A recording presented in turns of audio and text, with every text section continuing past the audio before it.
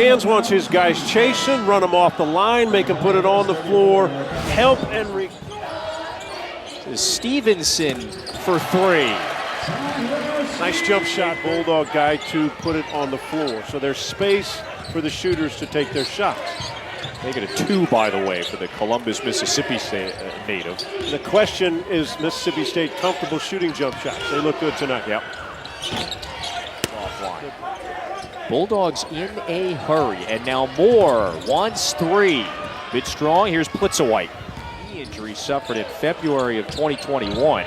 All of the similar things. Greg Marshall back in the day told me that Chris Jans was a savant on X's and O's, and his teams at New Mexico saw in the second round after beating UConn in the NCAA. He knows what it takes to win. His team state played as though they had a chip on their shoulder, which meant they were going to all out game in, game finish here. And he said, hey, we're going to play it. We're going to try to defend. He said, I hope my guys shoot the ball as we progress. Who they're missing tonight is Deshaun. Here's a drive, a layup, and that's down. The latest for Sean Jones Jr. A number of players in this first half. Everything's set up on the defensive end. Look at how far McNair is playing away from the rim at that big body. They are defending as well as making shots. 11 of 17 from inside the arc. Mississippi State figured that one out because other teams are going to do this. And you might as well learn it now. When I spin, there might be a guy coming. And if someone's coming, there's somebody open. Times that's happened.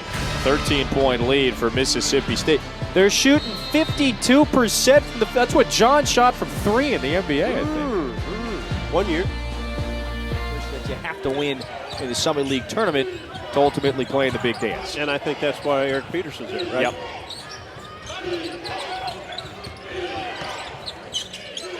So it's certainly a healthy program, relatively speaking, and you can make the case for both on the heels of coaching changes. It's the schedule that it certainly could and has handled, but it is flexing its muscles, I think, athletically.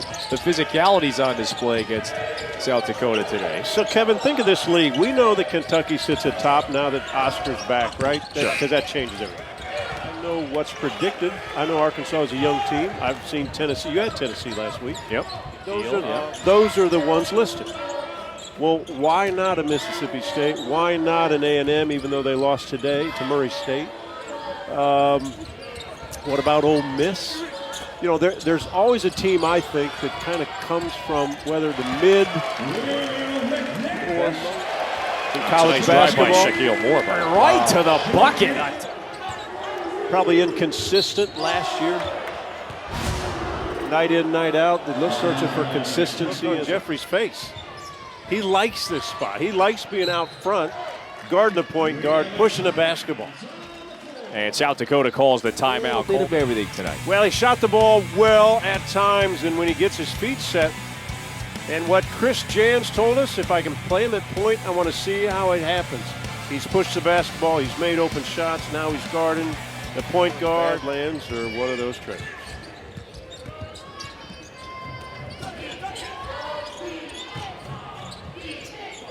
We finish it off maybe with a stop in Vermilion, where South Dakota is heading. There you go. After this one, they got to go all the way back. Long, and look, it's very.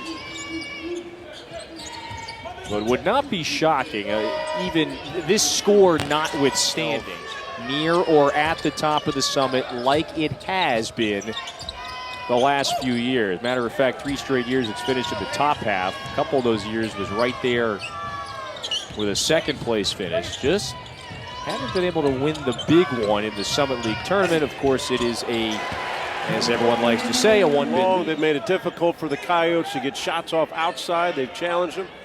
They've been under the rim. The ball has not been able to get above the hoop. The first test with flying colors. Their defense and offense both sharp tonight. Yeah, defense has been good 4 games in a row. This one was more of a challenge to start. We thought it would be. They answered the bell, the players. Chris Jans has a really good ball club. Again, I always look for a team that's not thought to be good enough. This team